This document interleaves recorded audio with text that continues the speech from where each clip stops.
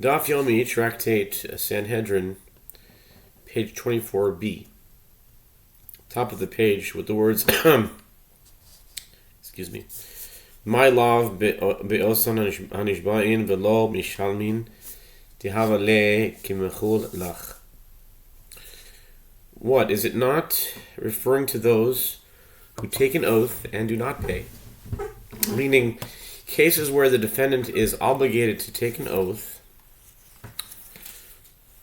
that the claim against him is false, and he is thereby exempt from paying. Accordingly, it is the claimant who suggests that the defendant take a vow instead, which is the same as saying, if you take a vow, the money I claim you owe is forgiven you.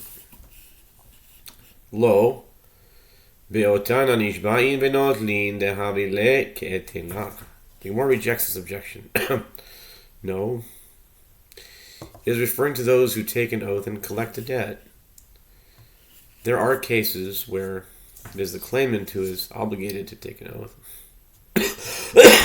and he then collects the money that he claims. In a case where the defendant suggests that the claimant take a vow instead, it is the same as saying, if you take a vow, I will give you what you claim. The Gemara challenges,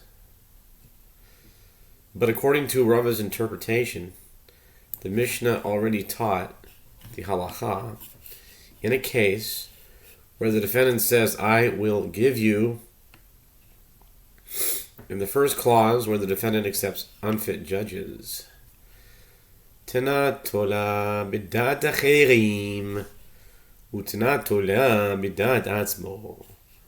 The Gemara answers the Mishnah taught the former clause case where the defendant makes the outcome dependent on the decision of others, namely his father or the father of the claimant, and the Mishnah taught in the latter clause a case where he makes the outcome dependent on the claimant's own decision. Utziricha di tanatola bedas acherim beha kamar meir dematzi b'hadarbe mishum degamar umakni deamar umi yemar demazki le aval tole b'da'at atzmo ema modi le'rabanan. And it is necessary for the Mishnah to teach both cases. Since if the Mishnah taught only the case where he makes the outcome dependent on the decision of others, one might reason that specifically in this case, Rabbi Meir says, that he can retract his acceptance of the unfit judges. This is because he presumably did not resolve to transfer the money if these judges deem him liable. As he must have said to himself, who will say that the judges will rule in favor of the claimant? But in a case where he makes the outcome dependent on the claimant's own decision by suggesting that he take a vow, say that Rabbi Meir concedes to the rabbis that the defendant cannot retract his commitment to pay. And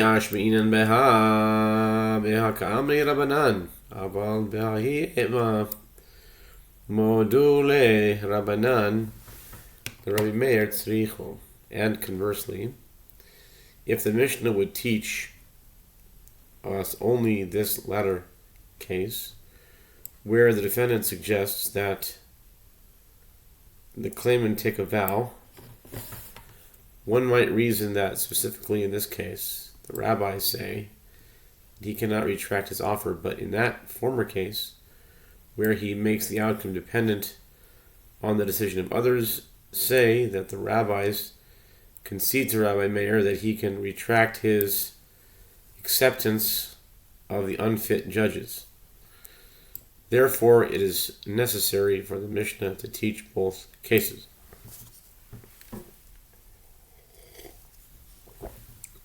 Omer Reish Lakish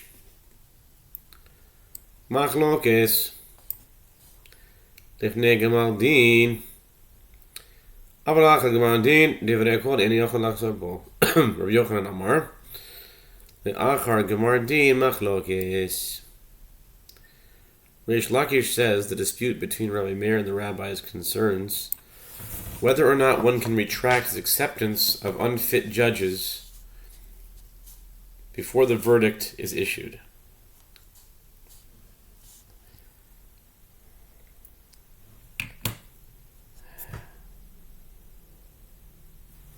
But after the verdict is issued, everyone agrees that one cannot retract his acceptance as he has already been deemed liable.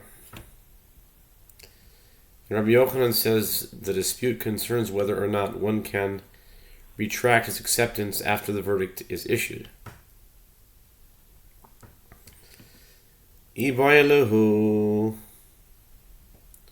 wonder what this daf has to do with all these fires, I think the thought came to mind that maybe it has to do with, there's a Gemar Din, there's a judgment. We're learning Sanhedrin, that the judges convene and make a verdict and adjudicate the case, and that's it. It's been sent out. Can't come back. It's a connection between Sanhedrin.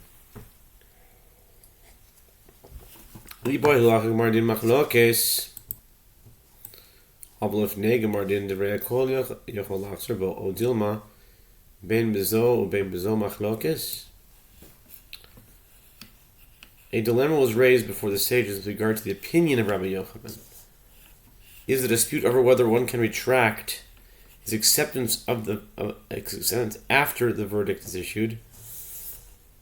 Is the dispute over whether one can retract his acceptance after the verdict is issued, but before the verdict is issued, when everyone agrees that he can retract his acceptance? Or perhaps Rabbi Yochanan maintains that the dispute is both with regard to this case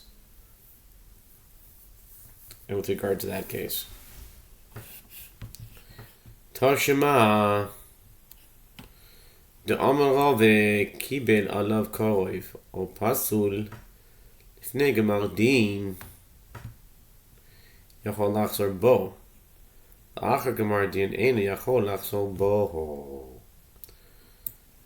The Gemara suggests, come and hear a resolution to the dilemma. As Rava says, if one accepted a relative upon himself as a judge or witness, or if he accepted one who is disqualified for another reason for serving as a judge or a witness, he can retract his acceptance before the verdict is issued. He cannot retract his acceptance after the verdict is issued. I Amrit Bishlomo the Achar Gemar Din Machlokes Aval Lifnei Gemar Din Divrei Hakol Yachol Lachzor Bo Rava de Amar K'Rabbi Yochanan V'Liba de Rabbanan Ela I Amrit Bein Bezo Machlokes. Ravad Amar Kiman. Granted, this makes sense if you say that according to Rabbi Yochanan too, the dispute concerns whether one can retract his acceptance after the verdict is issued, but before the verdict is issued, everyone agrees that one can retract his acceptance.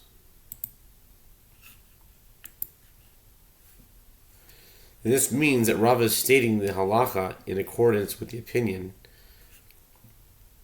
of Rabbi Yochanan and according to the opinion of the rabbis. But if you say that according to Rabbi Yochanan, the dispute is both with regard to this case and with regard to that case, then in accordance with whose opinion is Rava stating the halacha? His statement is in accordance with the opinion of neither Reish Lakish nor Rabbi Yochanan. And we were with, so we'll break there. Yochanan. Rather, Elalav Shmamina, Lacha Gemar Din Machlokes Shmamina. Rather, we must not conclude from Rava's statement that the dispute is over whether one can retract acceptance after the verdict is issued. The Gemara affirms, conclude from Rava's statement, this is so. I would say about 15 minutes into it would be a good point. Shalach le Rav Nachman bar Rav Chizda, le Rav Nachman bar Yaakov, Ilamdeinu Rabbeinu lifnei Gemar Din Machlokes, Iacher Gemar Din Machlokes, Halacha Kedivrei Mi, Shalach le La'achar Gemar Din Machlokes, Halacha Kedivrei Chachamim. Rav Nachman, son of Rav Chizda, sent the following question to Rav Nachman bar Yaakov. What did these rabbis think about Yehoshua? Was he involved in their decision-making process? Did they have any contact with him? Rav Nachman, son of Rav Chizda, sent the following question to Rav Nachman bar Yaakov. Our teacher, instruct us. Does the dispute concern whether or not one can retract his acceptance before the verdict is issued? Batochez yadiba mishpat. You can take Hashem says in Parshas Hazinu that he is not like humans, that once they issue a verdict, it's done. But God, even after he Batochez yadiba mishpat, I can grab the arrows after I've sent them already. I can pull them back.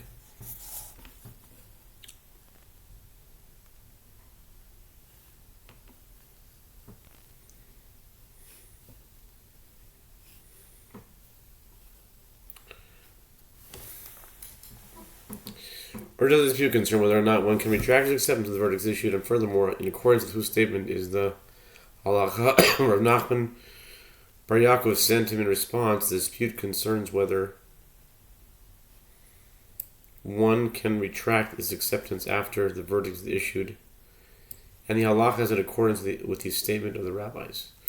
Re'ashi Amar Achi Shalach Le. Yehoshua is very hidden. He's very hidden. I mean, people know about him, but it's hard to really grasp onto it. That's what I'm struggling with right now. He's around, but you have to really work hard if you want to believe. So I just lift that up right now. Whoever is... If you listen this far, I consider it a minor miracle, so you're probably supposed to hear this, but... what does it take to be a Yehoshua believer and an Orthodox Jew? What does it take, and how does that even look? How does that look during davening? How does that look during learning? Is not a problem, but Jews are hardwired to think it's a radical monotheism. It's just only one God. You cannot have multiple. But then, the more you study about it, the more you see that there are multiple. There's some aspect of multiplicity. If you study Kabbalah and stuff, the Spheros and everything, and then the Rambam, and it's all airtight. And I guess things are running smoothly. The thing is that in Orthodox Jewish communities and circles, things, people have enough food, they have enough this, their synagogues, communities. Things are running smoothly. They're being blessed. So they don't have any reason to think about Yehoshua. Maybe that's the way God wants it. But I have to confess that it's driving me crazy. It's driving me nuts. It's actually making me a little bit cuckoo. And I really would pray for some peace and some knowledge. Just how to even think about Yehoshua in context of being an Orthodox Jew. Davening Shemon Esrei every day.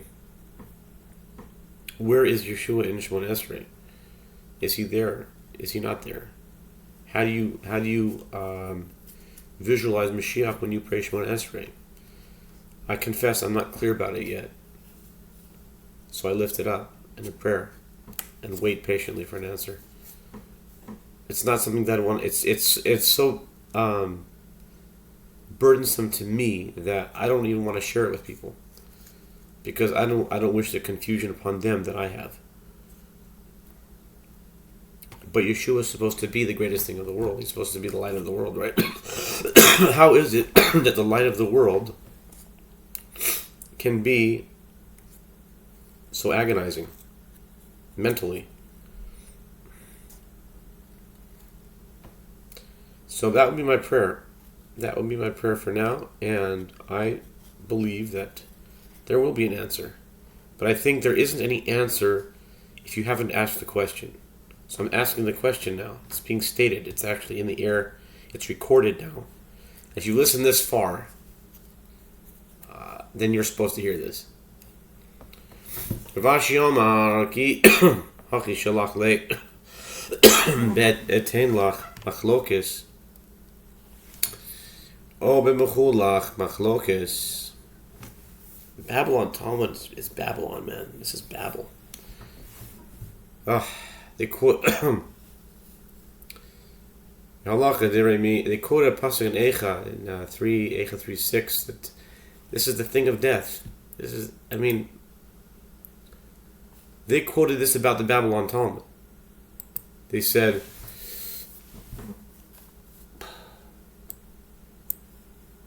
I think many people learning Babylon Talmud, many people learning it, many times I don't even know why I'm learning it, but I feel like God's calling me to learn it. God is calling me to learn this, even though it's babble, it's confusion. It doesn't bring light. But, it's where Klal Yisrael is holding. You know what I mean? And if you think that I didn't ask if I should do this, I did. I asked God, should I say like a soliloquy, like a Jesus soliloquy here? And he answered me 11. 11 is an odd number. An odd number always means yes. I go by gorals. I'm a big believer in gorals. God controls the dice. He does. There was a pasuk we had on the other daf. Be'esa einai ve'erev hine shtaim nashim yotzot v'ruach b'kanfehem v'lahena knafayim k'kanfei chasida. It was like I lifted my eyes and I saw, and behold, there came forth two women, and the wind was in their wings, and they had wings like the wings of a stork. And I went to someone's house on Friday night, and he brought a wine called Stork, Chasida, and it had a picture of a cartoon kind of drawing of a stork on it. That day, it's unbelievable. There's something prophetic there. So, do I think that God had arranged the minds of to match up exactly like this? It's unbelievable.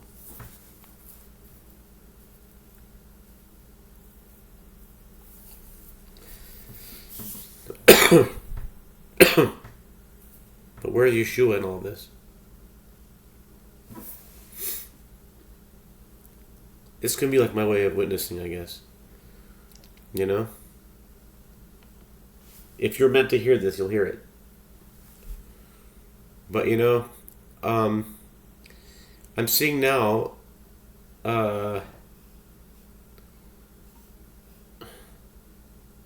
they quote a verse in Lamentations about the Babylonian time. People who learn Daf Yomi or Gemara, they'll learn this and they'll just shrug it off. But if you really pay attention to the words themselves, you really, really think about what they mean, you're not going to take it so lightly. The words are V'mach shakim hoshavani kemete olam. They said in Lamentations, there's a verse that says, "He has made me dwell in dark places as those that have been long dead." And Rabbi Jeremiah says this is the Babylonian Talmud. Just think about it. The Babylonian Talmud is the land of the dead. And they just shrug it off. They say, oh, that's, you know, they're being a little bit exaggerating.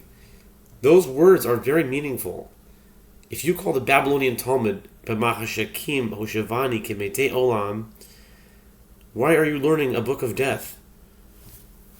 The way they explain it is that Babylonian Talmud is not as clear. Got that right. It is not as... It's babble. It's confusion. It's just question and question after question after question. And then you have a question about what the question was. And then you have another question if he really asked that question in the first place. It gives you a headache. It gives you headaches. It's not light. But why is God calling me to this? You know why God's calling me to this? I think because this is where Klal Yisrael is holding. Klal Yisrael is not ready for the light, you know? But I think that it's time for me to start doing these because you have to get out somehow. You have to break out somewhere. So my prayer would be is that if someone listened long enough to hear, they were supposed to hear this. If you did, please let me know.